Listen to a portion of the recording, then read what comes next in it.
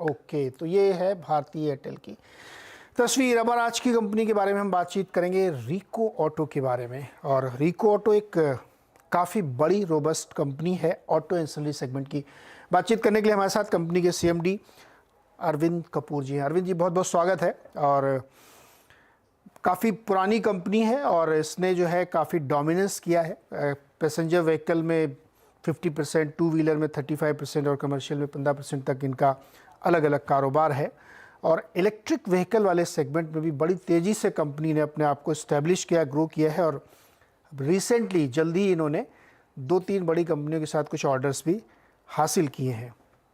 तो 2023 कैसा दिख रहा है ऑटो कंपनीज़ के लिए? और चूंकि उसी से जुड़ी हुई ऑटो एंसिलरी कंपनीज़ होती हैं तो उनसे भी हम बातचीत करना चाहेंगे।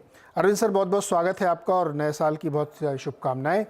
आपको भी जी। तो अरविंद सर, मैं एक रिपोर्ट पढ़ रहा था आपकी कंपनी के बारे में, बड़ी इंकरेजिंग लिखी हुई है और काफ़ी पॉजिटिव चीज़ें लिखी हुई हैं। तो 2023 में ऑटो एंसिलरी कंपनीज के लिए, खासतौर पे आपकी कंपनीज के लिए, इंडस्ट्री के लिए ट्रिगर्स क्या हैं जो मूव करेंगे? एक तो जो ये साल जो खत्म होगा मार्च 23 में, जो हमारी कंपनी है वो that should grow by about 25%। And जो उसका अगला साल है, we have the visibility for the orders. And primarily जो हमारी ग्रोथ है ना, दैट इज एक तो fortunately two wheeler industry are showing some signs of improvement, और बाकी द कार इंडस्ट्री भी अच्छी चल रही है। एंड जो एक्सपोर्ट्स हैं वो भी हमारे अच्छे चल रहे हैं। एंड जो इलेक्ट्रिक व्हीकल की आप बात कर रहे थे, हमारा जो कॉन्ट्रैक्ट हुआ था सबसे पहले हुआ था दुनिया की जो अव्वल कंपनी है BMW, उसके साथ। And we are single source supplier for those components for the electric vehicle that BMW makes. And हमें और भी ऑर्डर आए हैं BMW से। रेनो निसान को भी हम इलेक्ट्रिक व्हीकल के लिए देते हैं, एंड उसके अलावा टोयोटा को हम फॉर हाइब्रिड व्हीकल्स देते हैं। तो we are attached to almost the top companies जो इलेक्ट्रिफिकेशन में इन्वॉल्व हैं, and we will continue doing that. और जो हमारी विजिबिलिटी है, लास्ट ईयर हमारी 7% थी इन इलेक्ट्रिक व्हीकल्स। इस साल हम 12% क्रॉस कर जाएंगे।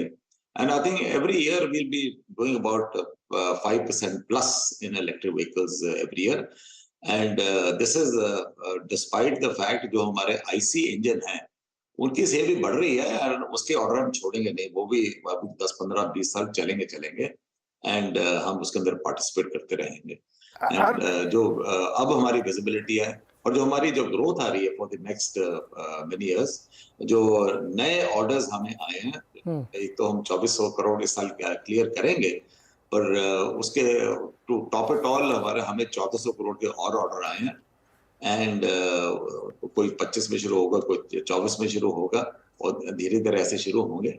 वो उसमें से ऑलमोस्ट 75% जो है इलेक्ट्रिक व्हीकल्स के पार्ट्स हैं। So that is the very important thing that our company, the direction that our company has taken. तो अरविंद जी, एक बड़ी इंटरेस्टिंग बात आप बता रहे हैं कि ईवी सेगमेंट जो है ना बहुत तेज़ी से ग्रो कर रहा है। और अभी आपने ये भी बताया कि धीरे धीरे, मैं बोले कोई इंडस्ट्री समझाइए, क्या धीरे धीरे अब वो ईवी की तरफ पूरा स्विच हो रहा है? कुछ कंपनियां जल्दी अडॉप्ट कर रही हैं, कुछ कंपनियां देर से अडॉप्ट कर रही हैं। चूंकि आप सबसे पहले हीरो मोटो के लिए काम करते थे और अभी भी बड़ा चंक वहीं से है, लेकिन अब फोकस ज़्यादा ईवी में है। ये इंडस्ट्री वाइड फिनोमेना है या आपकी कंपनी स्पेसिफिक है? एक क्लैरिफिकेशन, हीरो में हमारी जो एक्सपोजर है it is about 27-28% now, not 50% जो आपने पहले मेंशन किया था। एंड जो हमारी अब ग्रोथ है इस प्राइमरली कार इंडस्ट्री में है। And car industry even in the EV जो है that is also in the car industry. और जो इलेक्ट्रिक व्हीकल की जो कार्स हैं दे विल ग्रो, बट जब तक सब्सिडीज है तब तक तो डेफिनेटली ग्रो करेंगी। एंड जब तक सारे अरेंजमेंट्स चार्जिंग एक्सेट्रा के सारे हिंदुस्तान में फैले नहीं जाते, they will be little slow and it will be regarded as a second vehicle. And number 2, everybody is looking for a longer range. जो अभी रेंज दे रहे हैं कार वाले एक बार चार्जिंग के बाद, everybody is looking for longer range. And जब तक वो लॉन्ग रेंज नहीं आती, I think EV electric vehicle जो है ना वो एज अ सेकंड कार रहेगा। और जो आईसी इंजन है वो आईसी इंजन की जो कारें हैं वो बिकती रहेंगी। एंड मेरे हिसाब से ग्रोथ दोनों सेक्टर में होगी। एट द मोमेंट जो ग्रोथ है it is faster as far as the numbers are concerned in the IC engine rather than the electric vehicle. Percentage wise आपको इलेक्ट्रिक व्हीकल लगता है कि दैट हर साल 100% इंक्रीज हो रही है, बट उनका numbers are low. Arvind sir, मतलब जैसे आज ही देखिए मेला चल रहा है, ऑटो फेयर शुरू हुआ है, उसमें बहुत सारे लोग अपनी कॉन्सेप्ट कार रख रहे हैं। मारुति ने भी अपनी एक एसयूवी लॉन्च करने की बात वो कर रहे हैं, मतलब कॉन्सेप्ट रखा है जिसमें वो 550 किलोमीटर का रेंज रख रहे हैं। आपके हिसाब से एक कार के लिए एक डिसेंट रेंज क्या होनी चाहिए, जिससे जो आप एक कंसर्न बता रहे हैं कि एक दिक्कत होती है, वो क्या एक रेंज होनी चाहिए डिसेंट, जो हर कार वाले को सोचना चाहिए? आप एक बार जब पेट्रोल पूरा भराते हैं टैंक में, आईसी इंजन के टैंक में, अगर वो 500, 450, 500, 600 किलोमीटर करता है, I think that's a fairly good range. और जो अब व्हीकल्स आ रही हैं एंड एक तो ना आइडियल सिचुएशन में क्या देती हैं और एक रेगुलर ट्रैफिक में क्या करती हैं। हमारे तो थोड़ी प्रॉब्लम आती है as far as highway jams and others are concerned, उसमें उसकी फिर जो टोटल माइलेज है कम हो जाती है। एंड आईसी इंजन में तो आप पेट्रोल भरा लोगे, बट जब तक चार्जिंग इंफ्रास्ट्रक्चर हमारा और इम्प्रूव नहीं होता तो थोड़ा सा डर रहता है लोगों को। एंड जैसे इम्प्रूव होता जाएगा हम देखेंगे, we will notice that electric vehicles sales will start picking up even more. Okay, तो अब सर थोड़ा पीछे चलते हैं। जो इलेक्ट्रिक वाले में तो हमने समझ लिया आपसे, और लेकिन सर आप एक बात तो आप मानेंगे, भले ही परसेंटेज टर्म में हमको ज़्यादा दिख रहा हो, अट्रैक्टिव लगता हो, वैल्यू में भी कम पुराने आइस वाले ज़्यादा हैं, लेकिन जिस रफ्तार से ग्रो कर रहा है और लोग अडॉप्ट कर रहे हैं, वो बहुत दिन दूर नहीं जब हमको लग रहा है कि ईवी छा जाएगा एकदम। अभी जो ज्यादा फोकस है ना टू व्हीलर्स के ऊपर है, स्कूटर्स के ऊपर, electric vehicles and three wheelers के ऊपर। एंड अगर आप नंबर्स भी आप देखें तो मेनली आपके टू व्हीलर्स और थ्री व्हीलर्स नंबर कॉन्स्टिट्यूट करते हैं अगर टोटल आप देखें। एंड अभी जो कार का पोर्शन है कंपैरेटिवली कम है, एंड प्राइमरीली बिकॉज एक तो price level despite the subsidies is high. जब तक वो प्राइस पॉइंट नीचे नहीं आते, जब तक बैटरी की कॉस्ट नीचे नहीं आती, आई थिंक थोड़ा स्ट्रेस तो रहेगा। But and number two, everybody is looking for infrastructure, it is important. Okay sir, ये थोड़ा इनपुट कॉस्ट के बारे में बताइए। अब तो खैर काफ़ी सस्ते हुए हैं मेटल प्राइसेस, एल्युमिनियम प्राइस भी काफ़ी गिरा है, और लोग कोशिश भी चाहते भी हैं कि लाइट वेट कास्टिंग हो, अलॉय व्हील हो। तो आपके ऊपर क्या असर पड़ रहा है इस इनपुट कॉस्ट का? इनपुट कॉस्ट का हमें डायरेक्ट इम्पैक्ट पड़ता है। हैविंग सेड दैट, जो एल्युमिनियम और आयरन के प्राइसेस बढ़ते हैं, बेस प्राइसेस बढ़ते हैं, वो ना नॉर्मली पास ऑन होते हैं। उसमें खाली इम्पैक्ट आता है लैग इम्पैक्ट का, जो हमें एक क्वार्टर के बाद मिलता है, जो पैसे हमें कॉम्पेंसेट करती है जो ओईएम्स है। सो इम्पैक्ट तो होता है, but the lag is 3 to 6 months. In some companies it is 6 months when the lag is paid off to us.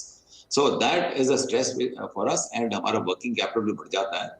And we are happy that the prices have come down, but of late we find a slight increase in the aluminum prices taking place, and iron prices have also gone up. Steel prices have gone up. I think is a very well-known fact at the moment. And but hopefully, जैसे production बढ़ रही है of steel in India, prices will come down again. Arvind sir, two wheelers उतना pickup नहीं कर पा रहा है, काफ़ी पिछड़ा हुआ है, और जो पुराने वाले हमारे दिग्गज कंपनीज हैं अभी भी वो स्ट्रगल कर रहे हैं, प्री कोविड लेवल को पार करें, बढ़ाएं। जो पहले एक ज़माना होता था कितनी गाड़ियाँ बिकती थी, अब नहीं बिक रही हैं। और अब तो चूंकि महंगा ब्याज भी हो गया है, कर्जा भी मतलब 9-10% के आसपास पहुंच रहा है, तो थोड़ा सा असर दिख रहा है क्या आपको डिमांड पे? थोड़ी सी इम्प्रूवमेंट हुई है, मेनली बिकॉज जो रूरल एरियाज हैं वहां पर because the farmers are doing better than before, we find some traction taking place there, and वहां पर थोड़ी सी डिमांड बढ़ी है। And we are hoping that pre covid cross तो टाइम लगेगा, but it should be better than last year and year before last year. We are hoping for that. And because two-wheeler industry mein, I think there are a lot of entities attached to the companies for two-wheelers. It is very important that the two-wheelers sales pick up. But two-wheelers mein ek dikkat hai that jo cost of two-wheeler for a consumer is very high, mainly because insurance ka unhone 5 saal ka kar diya, plus registration fees bhi lambi kar di. So the total cost went up by 5,000 to 10,000 rupees, and that I think was hurting everybody. हाँ, यहाँ तो 500 रुपए पीछे, मतलब like the sale हमारी, customer can leave one dealer and go to this next dealer for 500 rupees. जब 5,000 रुपए से 10,000 आप कीमत बढ़ा दोगे by way of taxes, indirect and direct taxes, that is very painful.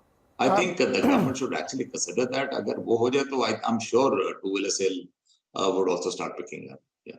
आप सही कह रहे हैं सर। आजकल एक मिड रेंज की बाइक अगर आप पुरानी वाली खरीदे ना आइस इंजन की, तो वो भी मतलब ऑन रोड आते आते 90,000 1 लाख तक पड़ी जाती है। ये मतलब थोड़ा सा भारी लगता है। 1 लाख रुपए की एक बाइक हो गई जो पहले 40-60,000 में हो जाती थी। पहले हम 50,000, 30,000, 40,000 ऐसी बातें करते थे। अब एक्चुअली अब वो लाख रुपए हो गया है।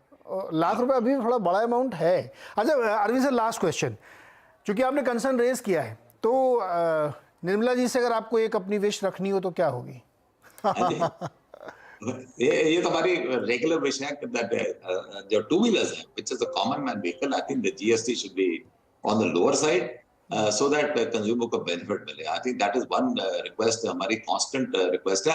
वो मानती भी है इस बात को दैट ये पुअर मैन्स व्हीकल है और ये करना चाहिए, पर लेकिन इसमें स्ट्रक्चर ऐसा बना हुआ है कि that I think it's become difficult for them to actually review the prices of two wheelers and try to bring it down.